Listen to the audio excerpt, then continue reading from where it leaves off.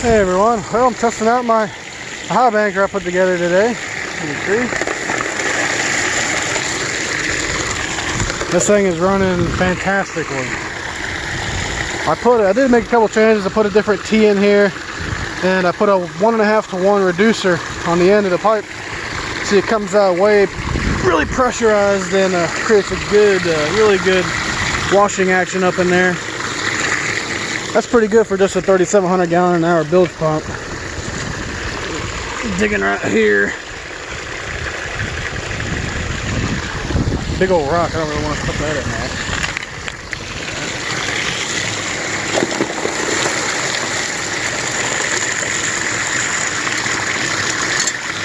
I've only been running probably 15 minutes.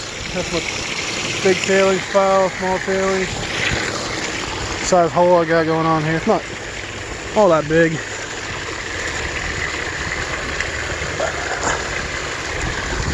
Pulling up some pretty good looking stuff though. A lot of rusty looking rocks, lots of iron in it. Lots of glacial till looking material in here.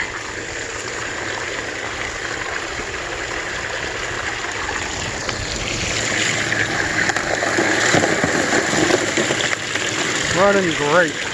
I'm really happy with it. I'm happy I made the header box like this because I had a different design at first, and that first design definitely wouldn't have run as much as this is, for sure. If anybody's familiar with like the Keen or the Job highbankers, the way their header box is set up, that's about how I was gonna do it. And then I decided to I started watching videos on it, and I actually had it built at first. And I ran it. I just ran water through it, and some old concentrates that I put a bunch of big rocks in, and it would have taken probably 40 minutes to run all this. When I did it in here in 15-20 minutes. So kind of copied a Gold Hog Piglet a little bit. It's actually what my legs came off of because I got it from a guy who had one and converted it to a little dredge, a floating dredge, so he didn't need the legs anymore. Gave him a few bucks for those. But I had an excavator, one of their older minis, the Gold Hog's older minis. I don't even think it would run this much, because it had like a little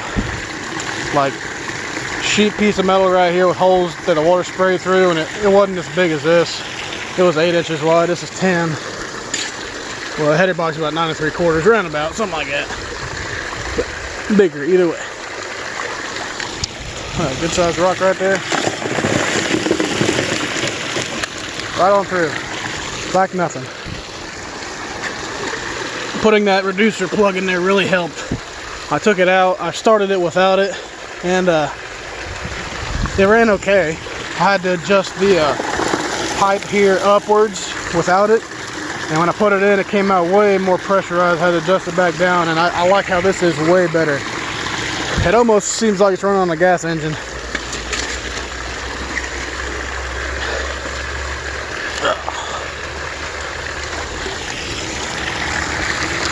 Which is good though, because if I were to get a gas motor, I can run it, you know, I wouldn't have to run it full blast screaming. Because I kind of want a Honda WX-15. It's nice and portable, but they only run about 4,200 gallon per hour, about 50 PSI, I think. I could still probably run that about 60% with this setup, and it would run fine. Which is good. I hate listening to a loud screaming engine running.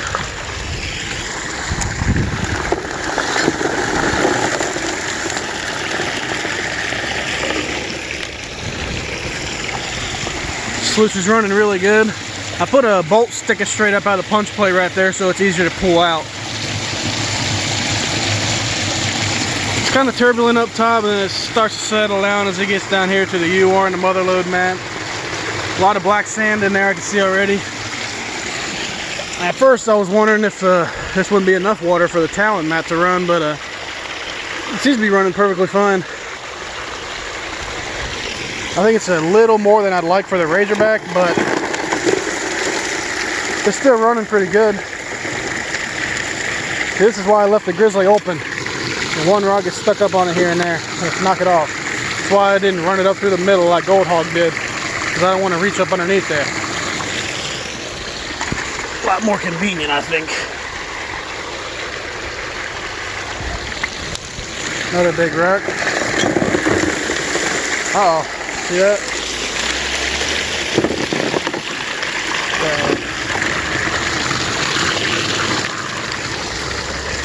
That's about a 4 or 5 inch rock, about the size of your fist or bigger. So if they can run that stuff through, you know, I'm happy with that. I'm just happy with the volume. Usually when I come to this particular spot, this is a huge inside bend right here. And there's actually a really fast current right there. I usually run a stream sluice. Before I made this, when this was a stream sluice, that's what I ran out here, but I could usually only run a couple buckets within, you know, an hour, so because I had to classify, and I hate classifying.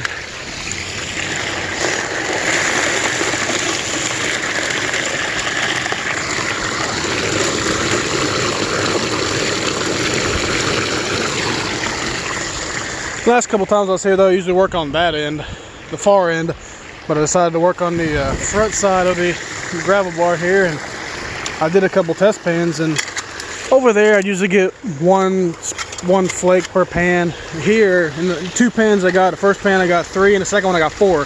So I'm gonna probably do another one once I get so deep here. I'm probably almost a foot right here.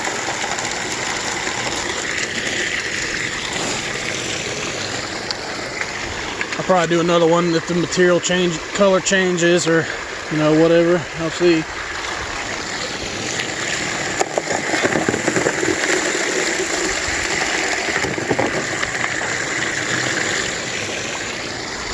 Try to get a shot of the sluice when I throw a shovelful in there for you, huh?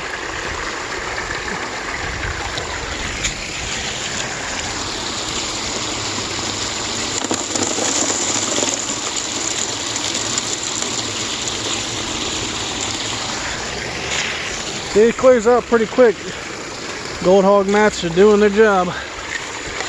It's all I ever run. I've tested everything else. Moss, rib matting, dream matting, miracle mat, all that. And for me, if you run the Gold Hog mats correctly like you're supposed to, you listen to what they recommend, what mats you use. If you really care about your recovery and you are willing to learn and be open-minded to technology like this, then when you learn how to use them right, then you'll figure it out what works best for you. I simply like the Gold Hog mat because I'm not running the same kind of riffle design all the way down my sluice. You know, I've got 4 different mats in this particular setup right here. So, you know, I've got mother load at the end, a piece of UR matting, 2 pieces of razorback, and 2 pieces of talon. So, you know, the talon itself has 3 or 4 different grooves. The razorback has, I think, 3. UR is the same, and mother load has a couple different grooves. So, if it don't like this, if a certain piece of gold don't like this one, well, maybe it'll like that one. And for me, the gold in this area is really fine and flat. That's why I like these smooth running mats at the end. If there's any bigger round gold, it's going to be caught up here. If there's any, you know, fine flat piece of gold I just want to flip, it's going to be caught down here. I actually think I see something in that UR matting that looks like a really good sized flat piece of gold.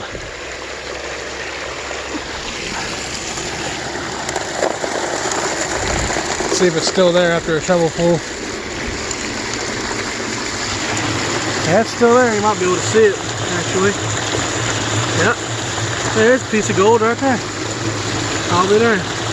That's a pretty good sized piece, too. And it looks really, really flat. That's what I'm saying. These aggressive, you got to have some aggressive mats in your sluice. Gold Hog recommended I put Talon underneath my header box. Usually I put UR, but they recommended Talon, so I decided to go this route. Plus, I already had in my stream sluice, I had Razorback, UR, Motherload, or UR.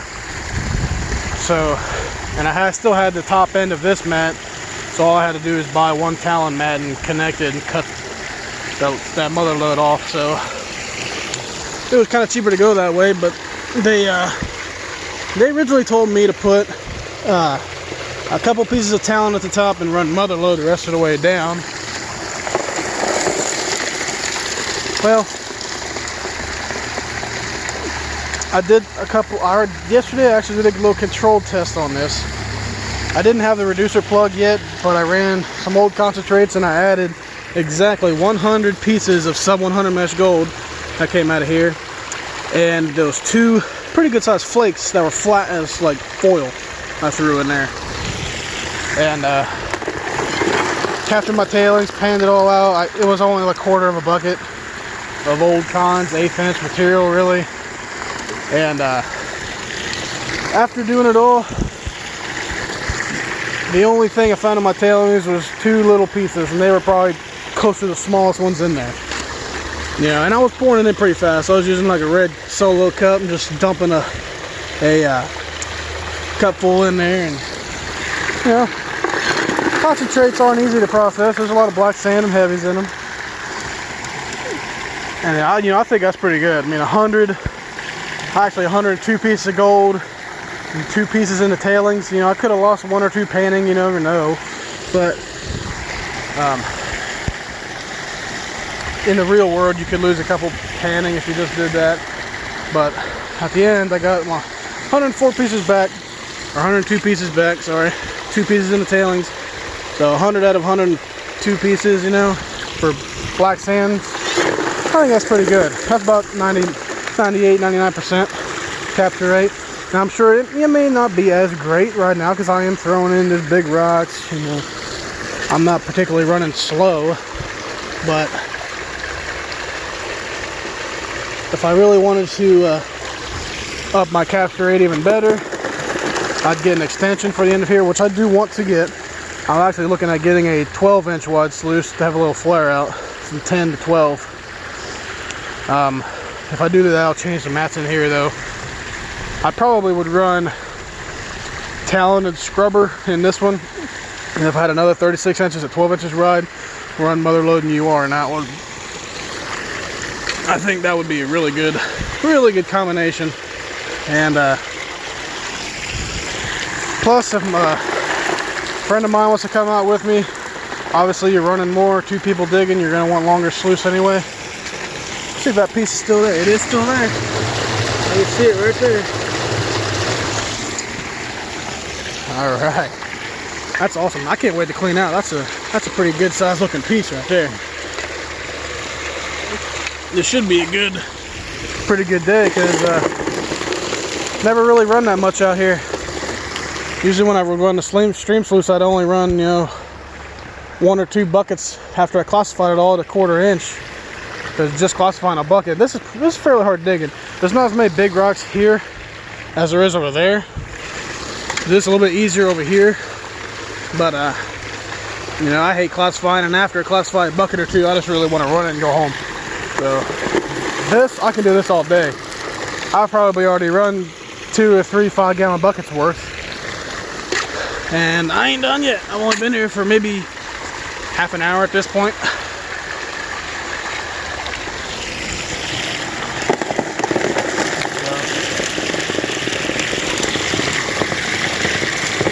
There it goes.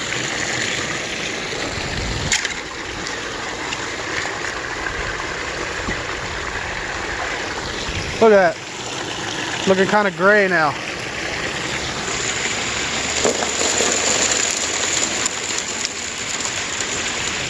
Means I'm getting down a different layer. The material was kind of coming up red and brown, dark rusty like that right there.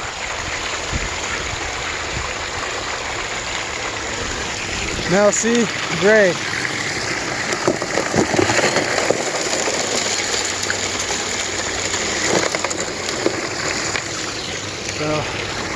Hopefully that means it's better. From past experience, it does, but you don't always know.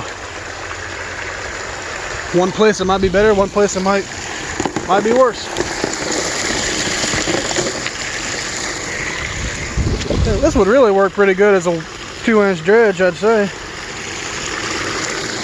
Piece of gold still there. I don't know if you can see it or not.